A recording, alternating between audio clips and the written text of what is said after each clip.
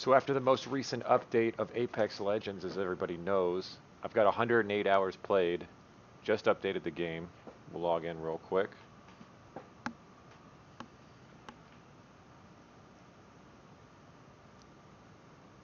All of our data and everything has been completely erased. All my characters, all my skins, my battle pass, everything that I've had for this game is completely gone. I'm around level 70 or 68 around there.